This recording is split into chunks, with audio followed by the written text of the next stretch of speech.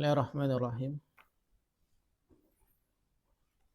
Assalamualaikum warahmatullahi wabarakatuh.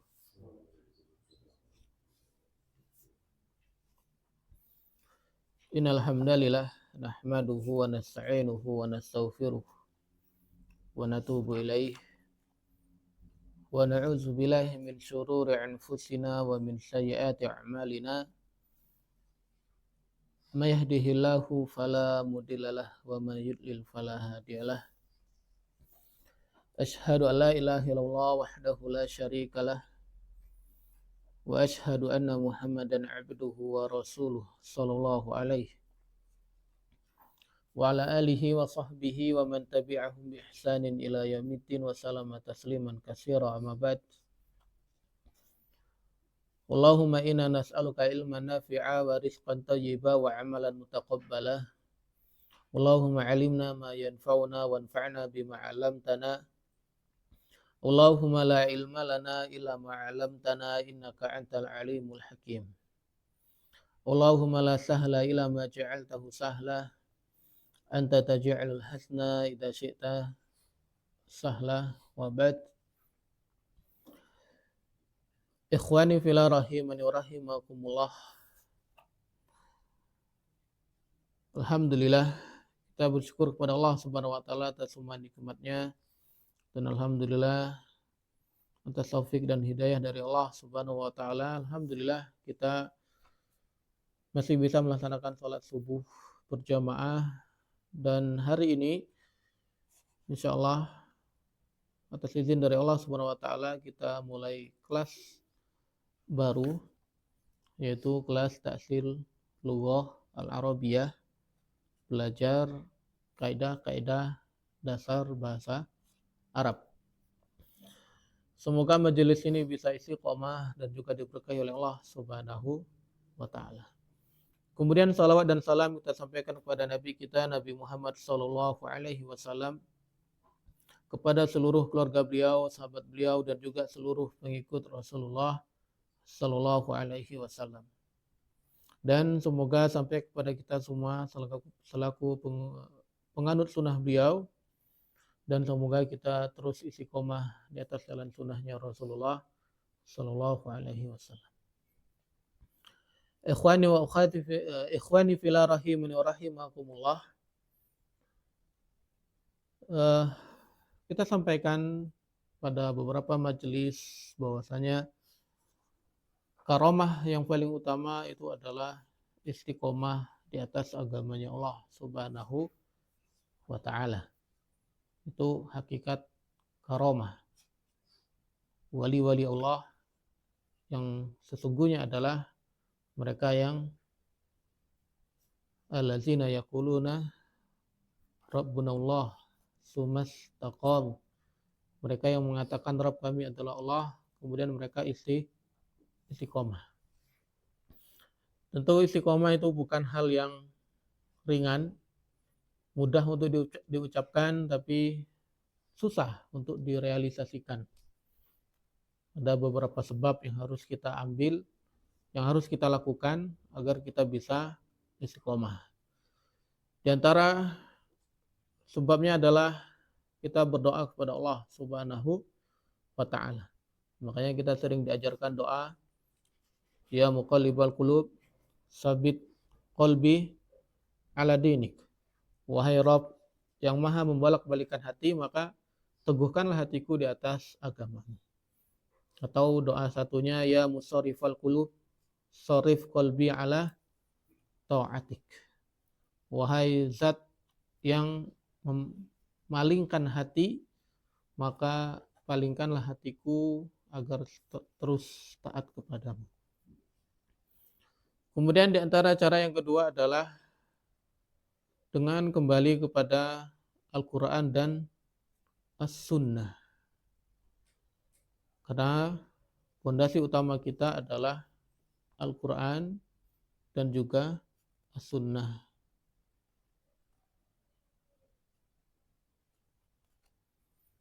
Nah, untuk poin yang kedua ini, maka itu harus dengan belajar ilmu syar'i. Memahami Al-Quran itu tentu nggak bisa serampangan, apalagi kalau kita nggak punya bekal. Salah satu bekal itu adalah paham kaidah-kaidah bahasa Arab. Karena kalau kita nggak paham kaidah-kaidah bahasa Arab, maka gimana kita bisa memahami Al-Quran dan juga As-Sunnah. Karena Al-Quran itu diturunkan dengan menggunakan bahasa Arab. Wa innahu latanzilu rabbil alamin nazala bihi ruhul amin ala qalbika litakuna minal munzirin bilisanin arabiyyin mubin. Sungguhnya Al-Quran itu diturunkan dari Rabbul Alamin, dari Rabb yang menciptakan semesta alam. Diturunkan oleh Ar-Ruh Al-Amin, malaikat Jibril alaihi salam. Diturunkan ke mana? Ke hatinya Rasul kita Muhammad sallallahu alaihi wasallam agar dia memberikan peringatan bilisanin arabiyyin mubin, dengan menggunakan bahasa Arab yang sangat jelas. Begitu juga dengan sunnah, semuanya ditulis dan diriwayatkan dengan menggunakan bahasa Arab, karena Rasulullah sendiri berbicara menggunakan bahasa Arab. Semuanya beliau mengatakan ana afsahun nas biluhatid dot. Saya adalah orang yang paling fasih dalam berbicara dengan bahasa Arab. Oleh karena itulah penting bagi kita untuk memahami bahasa Arab. Kita berikan salah satu contoh saja. Dalam ayat wudu Allah mengatakan wamsahu biru'usikum. Maka usaplah kepala kalian. Huruf bi di situ banyak maknanya. Makanya akhirnya hukum fikihnya pun berbeda. Ada yang mengatakan bi lit taba'id, seperti yang dikatakan oleh ulama Syafi'iyah, sehingga mereka mengatakan bi di situ cukup sebagian. Karena masalah satu huruf saja, huruf ba saja. Kemudian Fagsilu aydiyakum ilal marafiq. Ila di situ juga ada perselisihan pendapat. Ada yang mengatakan lil ilsaq, bahwasanya sikutnya ikut dicuci. Kemudian ada yang mengatakan lil ghayah, sikut itu cuma batas saja, nggak perlu ikut dicuci. Itulah khilaf para ulama yang dibangun di atas bahasa. Kemudian dalam contoh lain, wa kunna la nadri asyarun urida biman fil ardi am arada bihim rabbuhum rasyada. Dan kami tidak dalam surat Al-Jin, Jin mengatakan, dan kami tidak tahu apakah Rabb kami itu menginginkan kebaikan untuk orang-orang yang ada di muka bumi atau menginginkan kejelekan. Di situ ada satu kata tapi dengan dua gaya bahasa yang berbeda. Am arada bihim rabbuhum rasyada, am wa kunna la nadri asyarun urida biman fil ardi wa kunna la nadri asyarun urida. Kemudian am arada, ada kata urida, ada kata arada. Urida fi'il mabni lil majhul. Insyaallah nanti akan kita bahas. Arada fi'il mabni lil ma'lum. Padahal artinya sama, menginginkan. Tapi gaya bahasanya beda sehingga artinya beda. Sehingga para ulama mengatakan kalau keburukan itu tidak dinisbahkan kepada Allah Subhanahu wa taala, tapi kebaikan itu adalah murni karunia dari Allah Subhanahu wa ta'ala. Makanya ketika kita berbuat maksiat, maka kita tidak bisa menisbahkan kemaksiatan itu kepada Allah Subhanahu wa ta'ala. Takdir-takdir yang terasa menyakitkan, takdir-takdir yang terasa buruk itu tidak bisa dinisbahkan kepada Allah Subhanahu wa ta'ala. Kemudian juga sama, memahami hadisnya Rasulullah SAW juga perlu dengan bahasa Arab. Salah satunya adalah ad-din, an nasihah. Dua kata ad-dinu an-nasihah. Tapi kalau kita baca syarah hadisnya, maka syarahnya sangat panjang. Kemudian sebelum kita bahas kitabnya, kita akan bahas beberapa hal. Yang pertama, yang kita pelajari di sini adalah kaidah bahasa Arab, bukan muhadasah. Jadi sedikit berbeda dengan muhadasah dengan kaidah.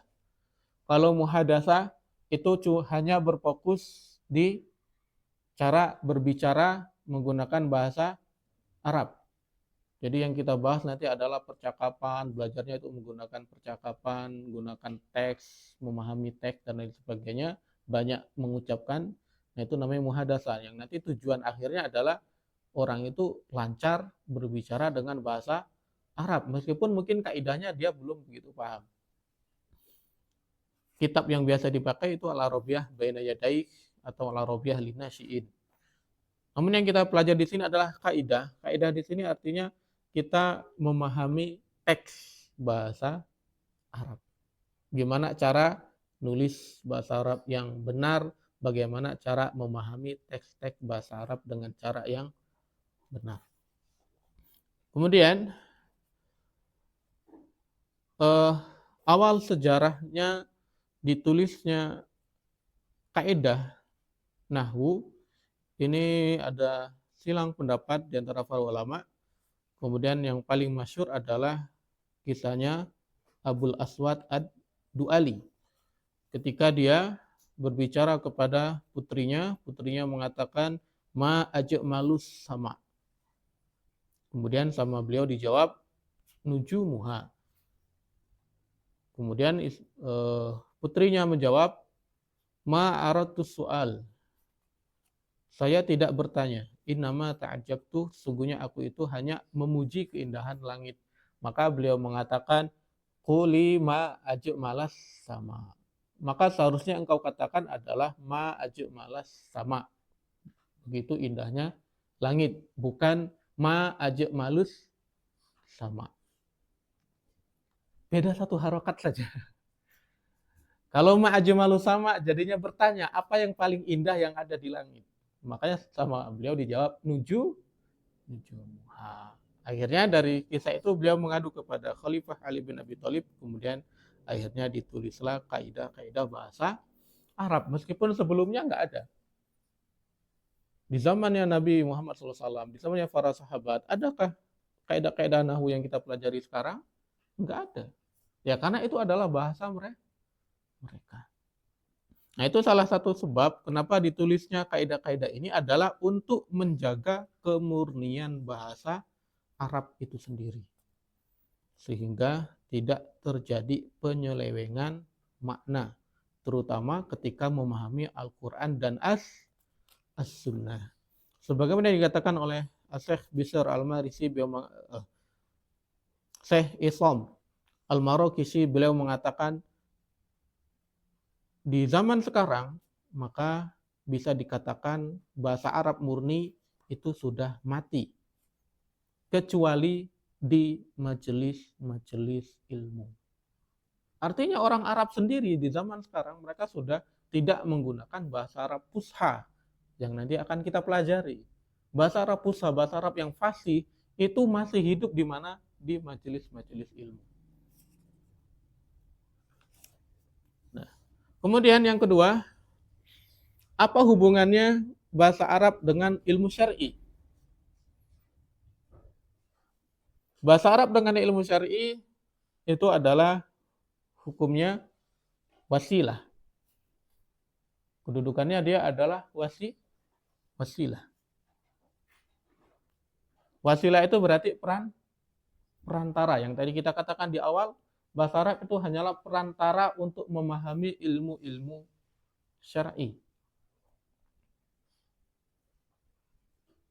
Perantara untuk memahami ilmu-ilmu syar'i. Artinya secara hukum asalnya dia adalah bukan ilmu syar'i itu sendiri, karena ilmu syar'i itu kan bahasa Al-Qur'an dan juga sunnah. Tapi para ulama mengatakan al-wasail laha ahkamul maqasid. Yang namanya wasilah itu nanti akan dihukumi sama seperti hukum tujuannya. Karena ini adalah wasilah ilmu syar'i, akhirnya para ulama menggolongkan bahasa Arab masuk ke dalam kategori ilmu-ilmu syar'i. Karena ilmu syar'i itu nggak bisa dipahami kecuali dengan bahasa Arab.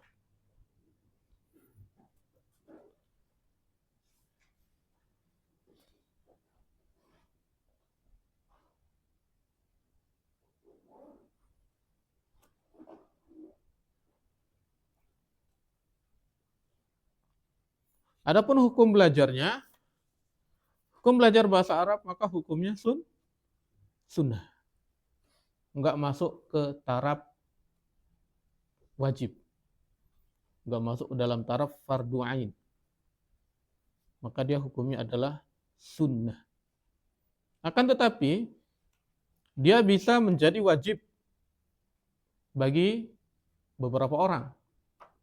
Di antaranya adalah bagi penuntut ilmu syar'i yang dia punya tujuan untuk berdakwah. Pengen ngisi kajian, pengen khutbah, pengen ngajar di pondok, ya seenggaknya harus punya bekal ilmu syar'i. Gimana caranya ngisi kajian nggak bisa bahasa Arab? Meskipun ada kemarin kalam nukilan dari salah satu ustadz yang mengatakan bahwasanya seorang dai itu tidak harus belajar bahasa Arab. Kalau dia cerdas, punya pengetahuan luas, maka dia boleh menggunakan wasilah lain seperti Google Translate. Maka ini jelas kekeliruan. Nggak bisa seorang dai pakai Google Translate. Gimana caranya menerjemahkan Al-Quran pakai Google Translate? Memahami hadis pakai Google Translate? Nggak bisa. Maka kita katakan seorang dai yang dia pengen fokus dakwah, pengen apalagi kalau sampai taraf ngisi kajian, ya maka dia bisa dikatakan wajib belajar bahasa Arab. Bagaimana dia buka referensi kitab-kitab para ulama yang tebal-tebal yang semuanya ditulis menggunakan bahasa Arab. Makanya banyak sekali terjadi kesalahpahaman karena tidak paham bahasa Arab. Sudah diustadkan tapi bahasa Arabnya masih belum paham sehingga akhirnya banyak terjadi salah paham.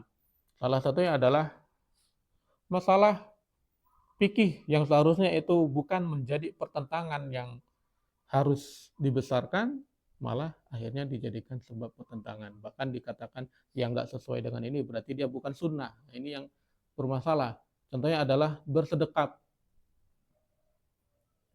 Kalau kita belajar bersedekap itu alas sodr, di atas dada. Ini kejadian. Ustaz Labik pernah didatangi oleh salah seorang ustaz.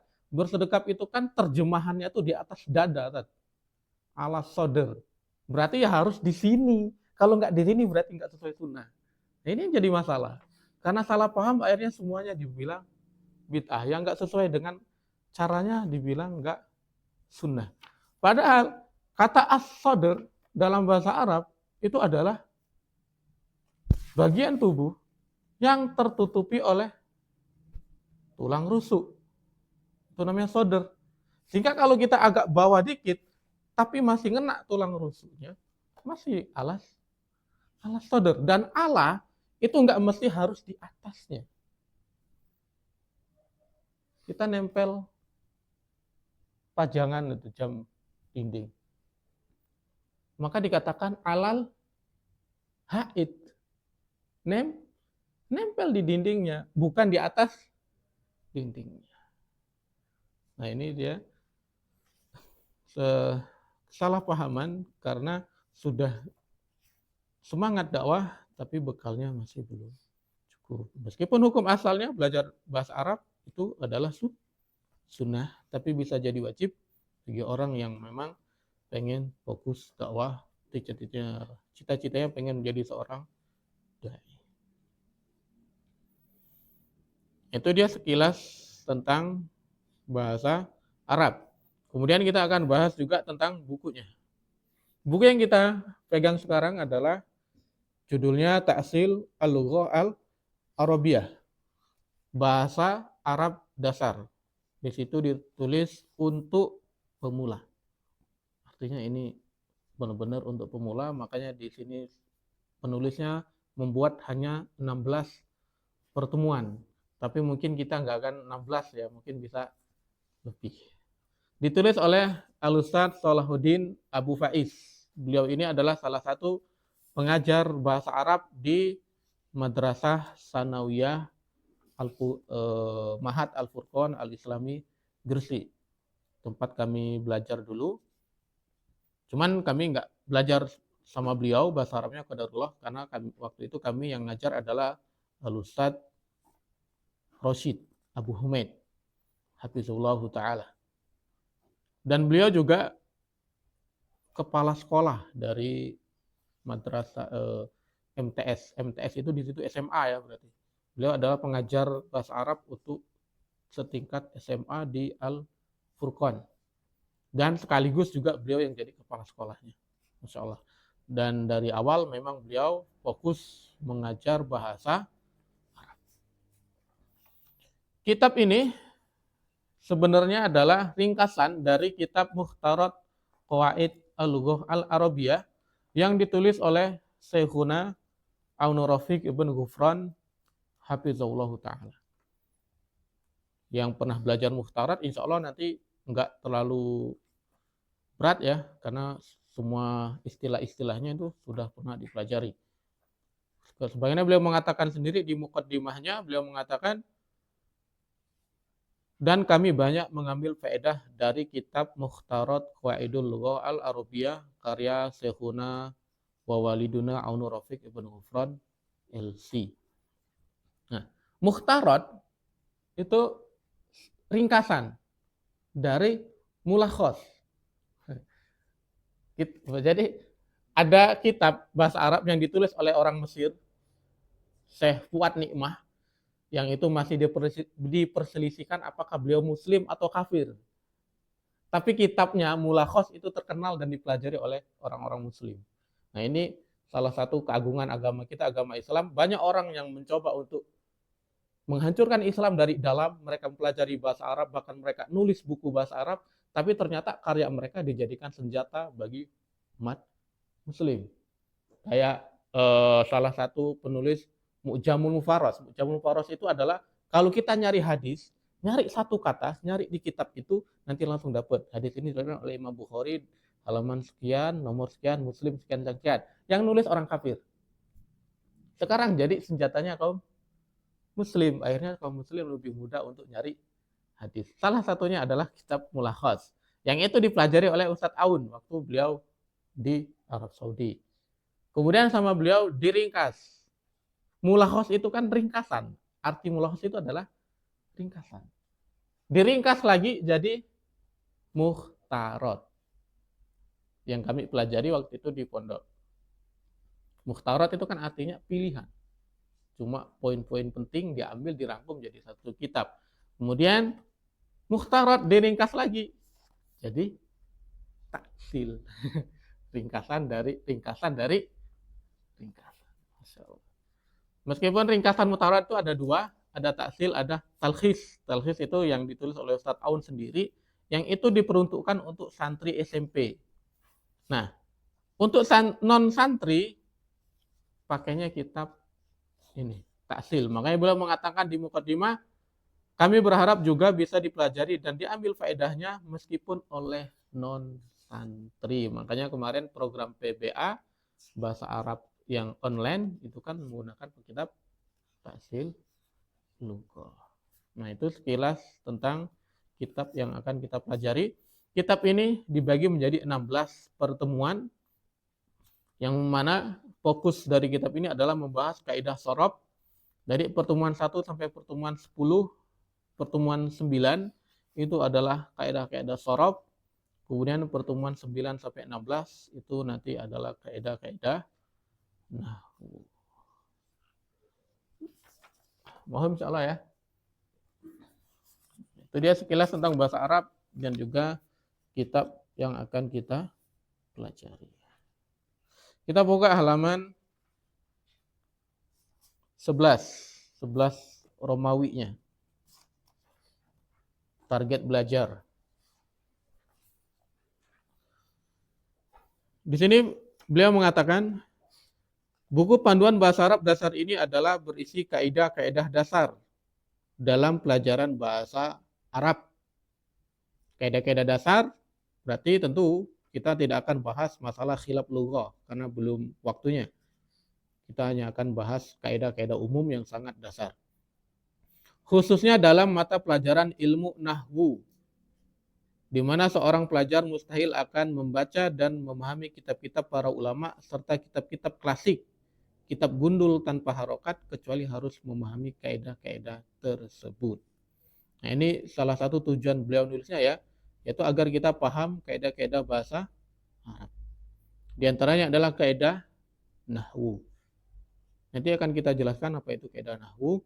Di antara keistimewaan kitab ini adalah dilengkapi dengan standar isi dan target pencapaian materi pada setiap pertemuannya. Beliau bagi ini menjadi 16 pertemuan. Itu. Jadi beliau sendiri tujuan beliau nulis di sini adalah untuk memahami kaidah bahasa Arab dan juga dasar yang paling dasar. Kita masuk halaman 1 yang ini ya.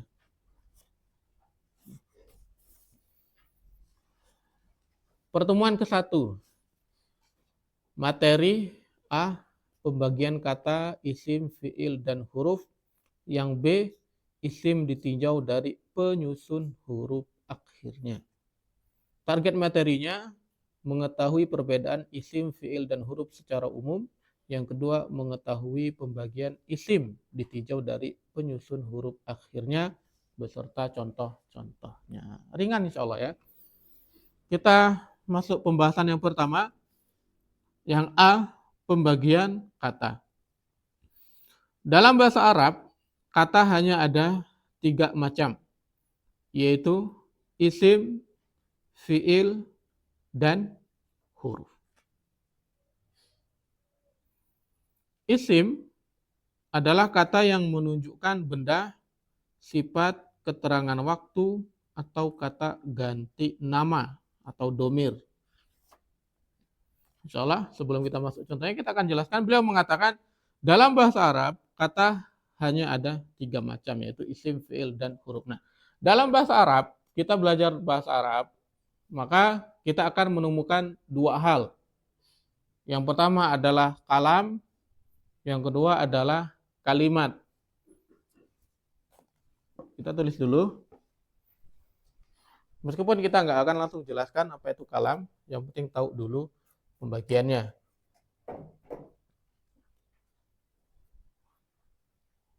Ini ya.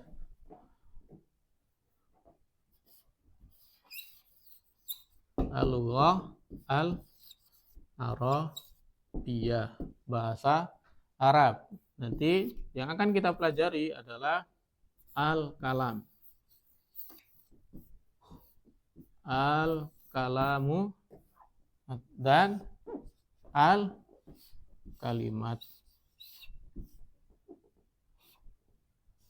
Al-kalimatu. Nah, kalam ini bahasa Indonesia apa? Kalimat.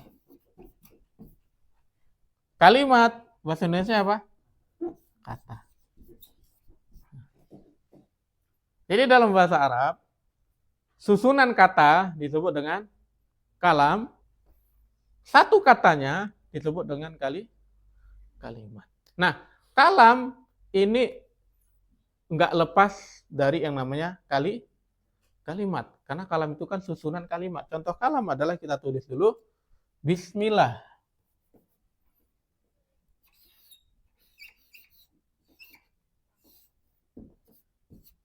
Bismillah.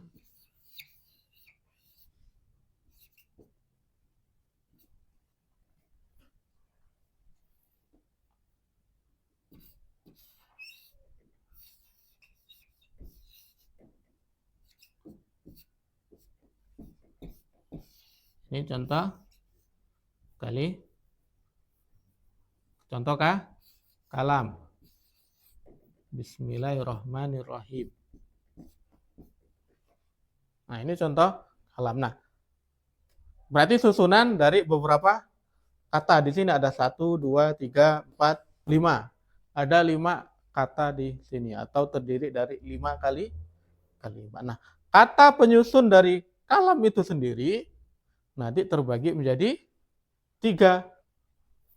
Nanti ada yang namanya isim, ismun, atau isim. Terus ada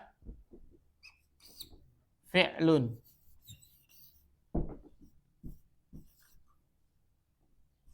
fi'il. Kemudian ada harfun, huruf. Nah, jadi bahasa Arab itu terdiri dari kalam, kemudian kalam terdiri dari kalimat, yaitu dari susunan kata, dan kata itu bisa isim, bisa fi'il, bisa huruf.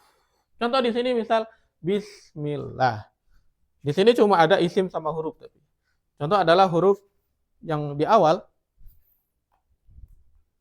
Ini ba. Maka ini adalah huruf. Kemudian ada sin mim. Itu kan asalnya ismi ya. Ini adalah isim. Kemudian ini juga isim. Ini adalah isim. Ini adalah isim. Nah, itulah bahasa Arab. Ini adalah susunan kalimat. Kemudian susunannya itu bisa ada huruf, bisa ada isim.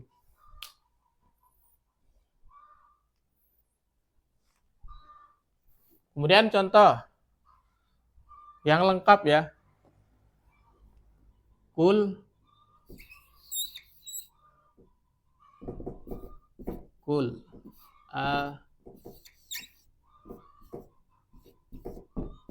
a'udzu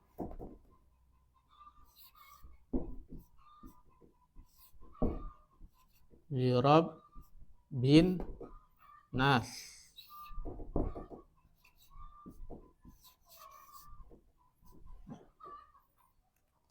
Apa artinya? Katakanlah aku berlindung kepada Rabbun nas, Robnya manusia. Nah, di sini ada berapa kata? Ada 1, 2, 3. Kemudian Rob 4, 5. Ada 5 kata di sini. Kata yang pertama adalah fi'il. Kata yang kedua masih fi'il. Kata yang ketiga adalah huruf. Kemudian isim. Kemudian isim. Itulah kata dalam bahasa Arab atau kalimat. Jadi kalau kita katakan kalimat, yang dimaksud adalah kata. Kalau kita katakan kalam, yang dimaksud adalah kalimat. Jadi penyusun kalimat bahasa Arab itu adalah kata. Dan kata dalam bahasa Arab itu bisa berupa isim, bisa berupa fi'il, dan bisa berupa huruf. Mahum insyaallah? Jelas? Kita masuk ke yang pertama. Pembagian kata yang pertama adalah isim. Beliau mengatakan kata yang menunjukkan benda. Jadi isim itu adalah kata-kata yang menunjukkan benda. Misal, ini pulpen, benda ya. Berarti ini adalah isim. Penghapus benda berarti isim. Rumah masuk benda? Masuk. isim. Kendaraan, motor masuk isim. Berarti segala bentuk kata benda dalam bahasa Arab itu masuk kategori isim. Yang kedua adalah kata sifat. Sifat itu misalnya ganteng. Ganteng. Terus tinggi, pendek, bersih, kotor. Nah, itu masuk kategori isim. Itu yang masuk dengan sifat. Yang kedua, keterangan waktu. Yang ketiga ya, keterangan waktu. Keterangan waktu itu contohnya nama-nama hari. Ahad, Isnin, Sulasa, Arbi'a, terus Khamis, Jumu'ah, Sabat. Itu semuanya masuk keterangan waktu, berarti dia isim. Contoh juga adalah nama bulan, Muharram, Safar. Itu masuk keterangan waktu, berarti masuk kategori isim. Contoh ada juga adalah keterangan waktu yang misalnya amsi, artinya kemarin. Ghodan, besok. Al-an, sekarang. Itu semua juga masuk kategori isim. Atau kata ganti nama atau domir. Kata ganti nama itu yang kita belajar di anta, antuma, antum, itu kan. Anta itu artinya kata ganti. Kamu. Kemudian ana artinya saya. Itu masuk kategori isim. Mahum ya. Jadi isim kata beliau ada pertama adalah kata benda, yang kedua adalah kata sifat, kata keterangan waktu, atau kata ganti nama atau disebut dengan domir. Contoh kata benda, beliau sebutkan situ ada kitabun, kitab, buku, qalamun, pulpen atau pena, burtuqalun, jeruk. Kita kasih contoh lagi.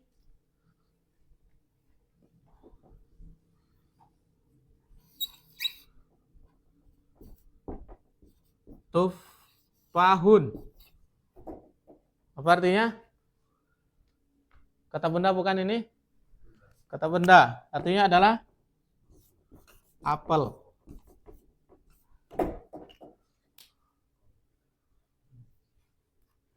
Terus jawalatun misal.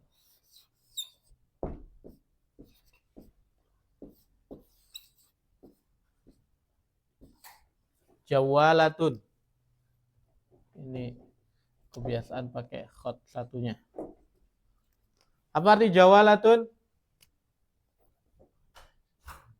Sepeda motor. Isim bukan? Isim. Karena masuk kata benda. Apalagi yang ada di sekitar kita? Komis.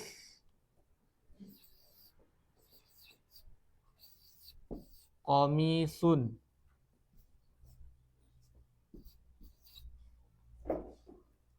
Apa artinya? Komis. Baju ya. Baju kemeja. Nggak harus kemeja. Bisa masuk baju koko dan lain sebagainya. Komis. Kata benda? Kata benda. Berarti masuk? Isim. Oh, insyaallah. Alhamdulillah. Yang kedua, kata sifat. Di situ ada kata an-nazif. Artinya yang bersih. As-saghir, yang kecil. Itu juga masuk kategori isim. Contoh lain, misal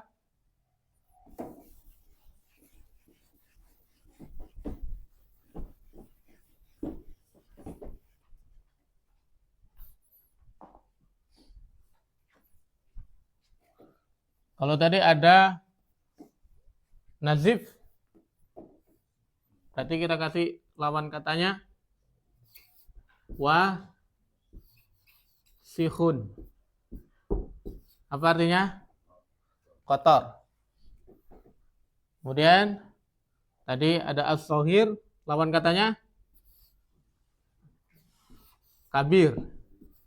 Soghir, kabir. Kabirun. Soghirun, kabirun. Ini kalau agak panjang gini sama dengan titik 2. Ini kebiasaan. Wasih, kotor. Kabir, besar, kotor. Ini besar. Artinya ini kata sifat. Berarti masuk kategori isim. Contoh juga misal tinggi. Tinggi atau panjang. Tawilun. Lawan katanya pendek. Qasirun.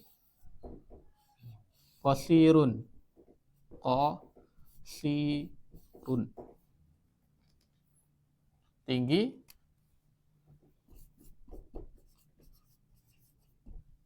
Pendek.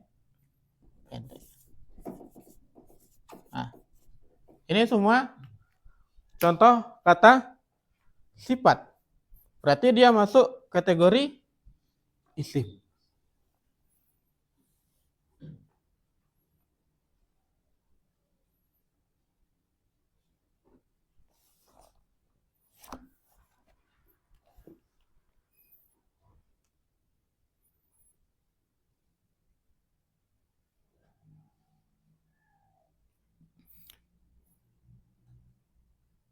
Yang selanjutnya adalah kata keterangan waktu. Kata keterangan waktu contohnya yang beliau berikan yauman, yaumun, hari. Terus ada kata ghadan, besok. Contoh lagi. Selain yaumun, terus nih ya. Ada kata al-an. Al-ana. Al-an. Artinya apa? Sekarang.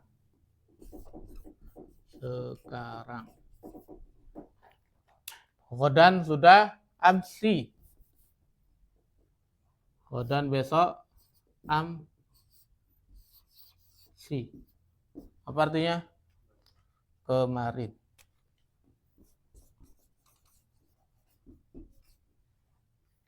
Kemudian ada kata al-usbu'. Al-usbu'u.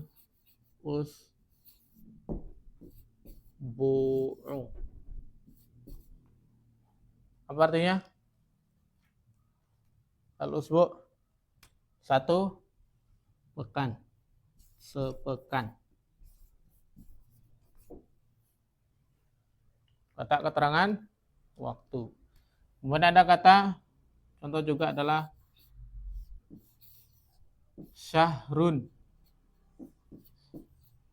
Apa artinya? Bulan.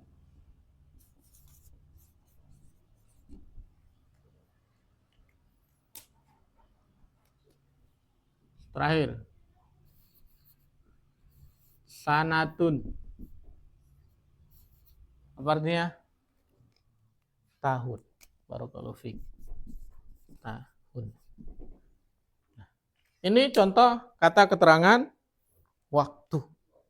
Dan dia masuk dalam kategori isim. Kemudian kata ganti yang terakhir adalah kata ganti nama. Kata ganti nama itu adalah domir. Insya Allah nanti akan kita pelajari apa saja bentuk-bentuk domir. Di situ bila menyebutkan ada huwa, artinya dia laki. Ada hiya, artinya dia wanita. Hum, mereka, laki. Kalau saya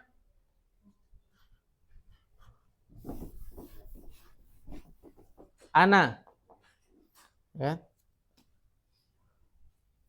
Ana, anta. Ini yang sering kita pakai ya. Ana. Apalagi yang sering kita sebutkan? Antum. Nah, ini yang sering kita sebutin. Antum. Apa arti antum? Kamu? Kalian. Nah, kalian laki? Laki. Ana? Saya. Kalau ana bisa laki-laki, bisa perempuan. Kemudian nahnu. Kita nggak sebutkan secara terperinci, insya Allah nanti akan ada pembahasannya sendiri. Nahnu. Apa artinya? Kami. Kami. Bisa laki-laki, bisa perempuan. Antum. Itu kata ganti nama, maka dia masuk dalam kategori isim. Pertanyaannya, kenapa kita sering nyebut antum? Kan artinya kalian. Kita nyebut untuk satu orang, antum. Antum sudah makan?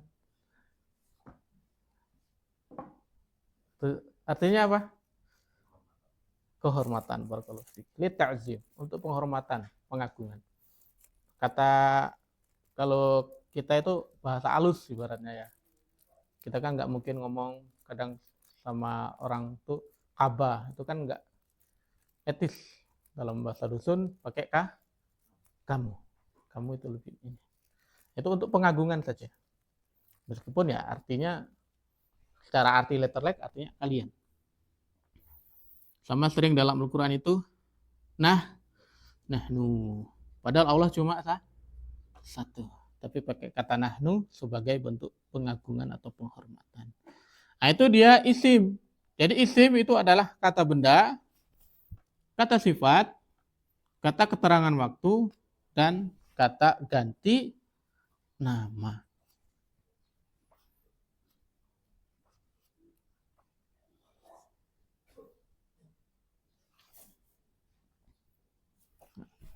Kemudian catatan di situ, secara umum semua isim selain domir maka boleh ditambahkan alif lam pada kata tersebut. Bila tidak ditambahkan alif lam, maka isim itu wajib ditanwin seperti dalam contoh di atas.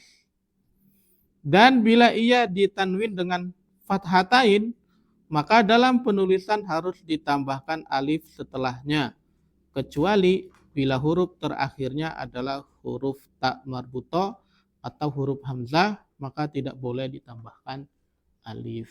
Nah, di sini beliau menyebutkan dua ciri isim, meskipun beliau tidak menyebutkan semua ciri-cirinya. Ciri-ciri isim yang beliau sebutkan pertama di sini adalah alif lam. Kita tadi kan kita katakan isim itu adalah kata benda, kata sifat, keterangan waktu, kata ganti nama. Itu kalau kita tahu artinya.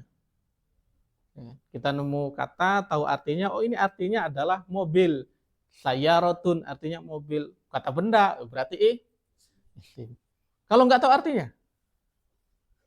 kan nggak semua bahasa Arab itu kita tahu artinya kan. Apalagi kita masih pemula gitu. Maka cara taunya adalah dengan alif lam. Di situ beliau sebutkan, ini hapus. Nah. Jadi ciri isim yang pertama adalah alif lam. Berarti kalau ada kata atau kalimat dalam bahasa Arab yang ada alif lamnya, berarti dia pasti isim.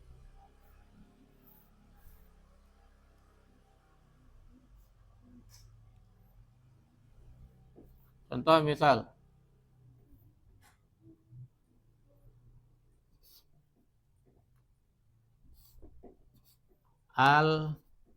al-arnabu.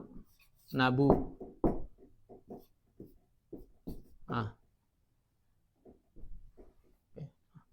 Apa artinya? Al-arnabu. Tahu artinya? Anggap aja nggak tahu. Sudah tahu aja nggak tahu. Nggak tahu artinya. Berarti kita lihat di sini ada alif lam. Karena ada alif lam, berarti ini adalah isim. Paham ya? Jadi secara umum semua isim kecuali domir kata ganti, dia nggak boleh ada alif lam. Kita nggak boleh ngomong al-ana, al-nahnu, al-huwa, itu nggak boleh. Selain kata ganti, maka semuanya bisa dimasukin alif lam. Itu ciri yang pertama. Al-arnabu. Apa itu al-arnab? Kelinci. Alifun, arnab, yajri, yal'ab. Misal dalam Al-Quran yang kita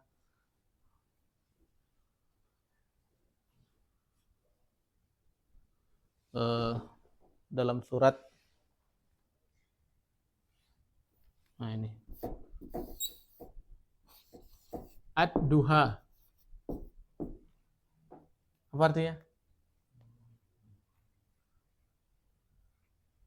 Orang yang belum pernah belajar bahasa Arab tahu arti duha? Ya tahu, artinya adalah waktu duha. Dari mana kita tahu? Salah satu cirinya juga adalah alif lam. Kemudian misal al-mutaffifin. Al-mutaffifin.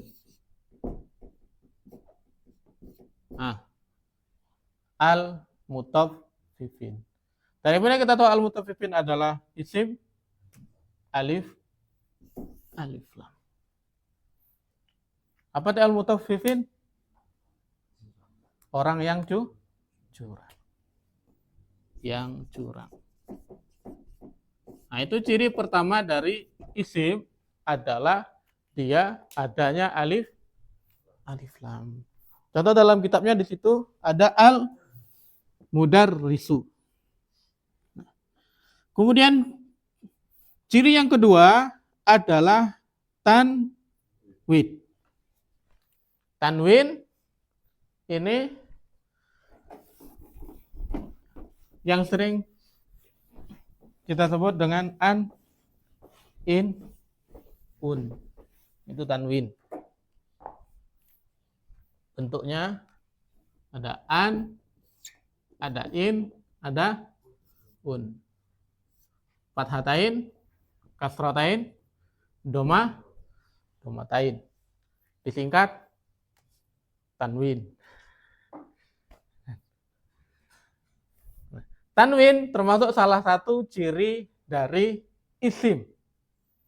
Jadi ciri yang pertama adalah alif lam, ciri yang kedua adalah tanwin. Jadi kalau kita nggak tahu artinya, tinggal kita lihat katanya itu diakhiri dengan tanwin atau enggak. Kalau dia diakhiri dengan tanwin, berarti isim. Bedanya dengan alif lam itu di awal kata, kalau tanwin berarti di akhir. Ada nggak tanwin di awal? Nggak ada. Tanwin di awal itu nggak bisa dibaca. An, in, un. Nah, contoh al-arnabu jadi arnabun.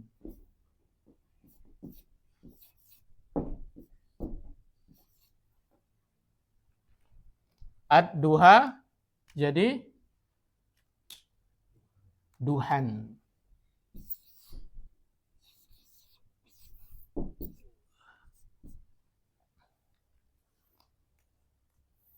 Contoh juga di situ ada al-mudarrisu berarti mudarrisun. Apa arti mudarrisun? Guru. Jadi ada contoh al-kitabu kitabun. Nah, ini tanwin. Tuh. Ini disebut dengan tanwin dan dia termasuk salah satu ciri isim. Jadi kalau ada kata yang diakhiri dengan tanwin, berarti dia isim. Kemudian di sini tadi penulis menyebutkan bila tidak ditambahkan alif lam maka isim itu wajib ditanwin. Kapan ada tanwin?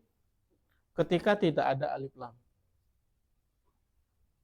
Kapan adanya tanwin? Ketika nggak ada alif lam. Kalau ada tanwin, nggak boleh ada alif lam. Kalau ada alif lam, nggak boleh ada tanwin. Jadi, tanwin dan alif lam, dua-duanya adalah ciri isim, tapi dalam satu isim, itu nggak boleh ada tanwin dan alif lam berbarengan. Nggak boleh kita misal di sini mengatakan al-arnabun. Salah. Kenapa?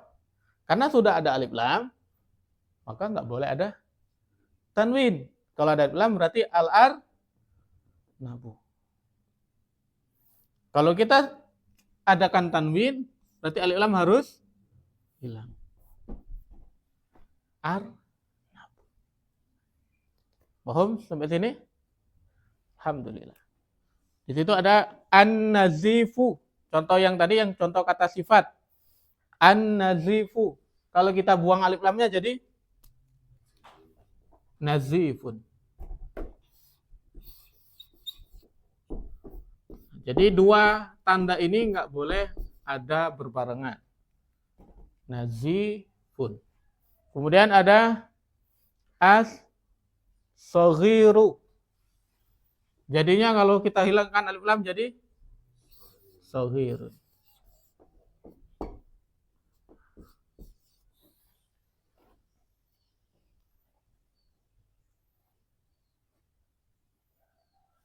Yauman. Tambah alif lam jadi al-yaum. Hilang tanwinnya. Paham sampai sini? Insyaallah. Alhamdulillah. Yang beliau sebutkan juga di sini adalah cara nulis tanwin. Ini sebenarnya jarang-jarang ya ada kitab dasar yang nyebutin cara nulis tanwin ketika fathatain. Ketika fathatain, maka nulis tanwinnya itu harus ditambah huruf alif setelahnya. Jadi kalau kita nemu ada fathatain, atau kalau kita berhenti sering disebut dengan mad iwat, nah itu ada alif setelahnya. Alif itu bukan huruf terakhir dari katanya, itu adalah huruf tambahan karena adanya fathatain. Jadi nazifun, domatain maka nggak perlu alif, kasratain juga nggak perlu. Kalau kita ubah jadi fathatain, alhamdulillah. Nah ini nazifun.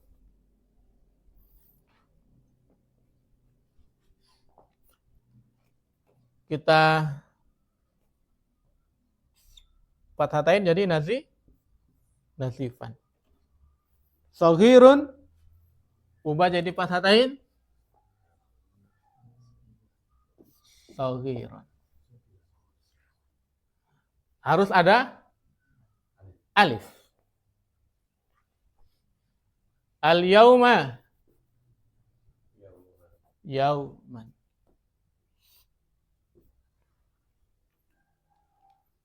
Ad-duha duhan. Mana alifnya? Ini alifnya. Nanti kita bahas alifnya bentuknya bengkok. Nah. Kapan? Ketika isim itu tidak diakhiri dengan huruf ta marbutoh atau huruf hamzah. Jadi kalau akhiran dari isimnya itu adalah huruf ta, berarti dia nggak dikasih alif meskipun fathah tain. Contoh di situ sayyaratan. Sayyaratan.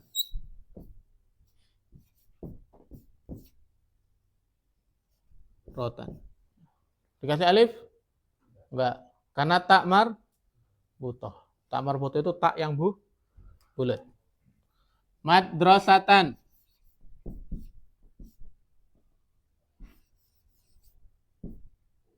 Karena diakhiri dengan ta, berarti enggak dikasih alif. Apalagi? Maktabatan. Apa arti maktabah? Perpustakaan. Madrasatan, sekolah. Sayyaratan, mobil. Darrajatan. Darrajatan. Nah, semuanya tidak ditambah alif karena diakhiri dengan ta marbutoh. Karena ada ta marbutoh di sini, berarti tidak ditambahkan alif.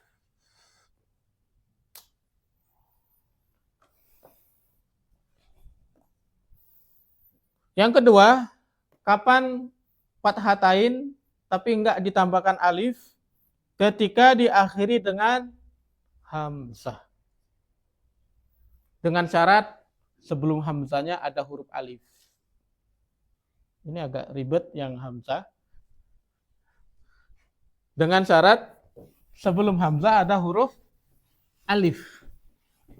Kalau sebelum hamzahnya enggak ada huruf alif, berarti tetap ditambah huruf alif setelah hamzah.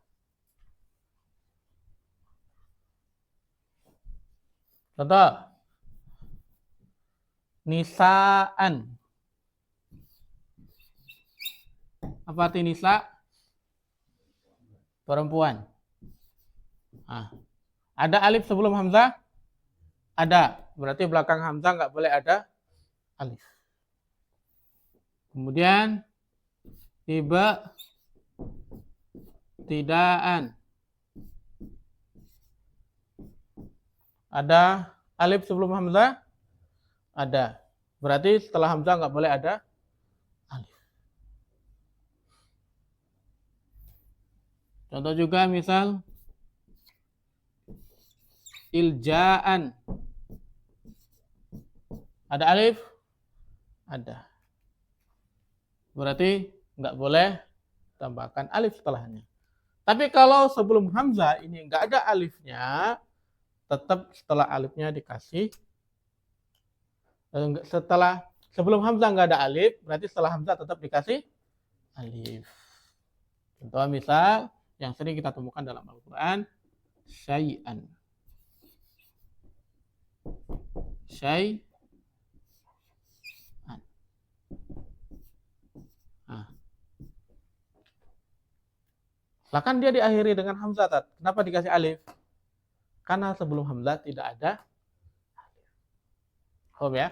Khusus untuk yang hamzah, kapan dia nggak ada alifnya? Sebelakangnya setelah alifnya ada di depan. Kenapa kok nggak dikasih belakang? Sudah ada yang di depan. Kalau dikasih yang di belakang, kata para ulama, kebanyakan alif. Kalau kita kasih nisaan, berarti ada dua alif kan? Ibtidaan ada dua. Para ulama mengatakan nggak boleh. Kata ulama lughah, nggak boleh ada dua alif yang bergandengan. Maka akhirnya alif setelah hamzah dibuang. Paham ya? Itu adalah cara nulis fathah. Nah, itu dia pembahasan yang pertama, yaitu tentang isim. Cukup sampai sini dulu. Apa lanjut? Oke. Sampai sini dulu. Kita murojaah. Pembagian kata.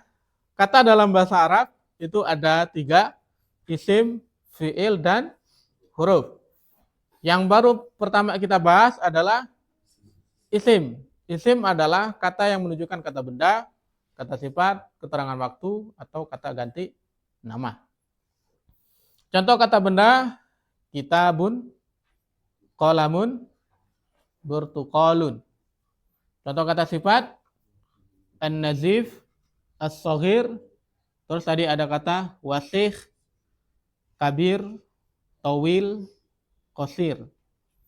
Kata keterangan waktu yauman, ghadan. Kita sebutkan juga tadi ada contoh al-usbu'. Kemudian apalagi syahrun, bulan. Tapi bulan nama bulan kalender, bukan bulan yang di langit. Kalau bulan di langit namanya qamarun. Kemudian kata keterangan kata ganti nama. Ada ana, nahnu, anta, antum, huwa, hum, hiya. Nah, itu adalah isim. Kemudian ciri isim yang disebutkan oleh penulis di sini ada dua. Yang pertama adalah alif lam.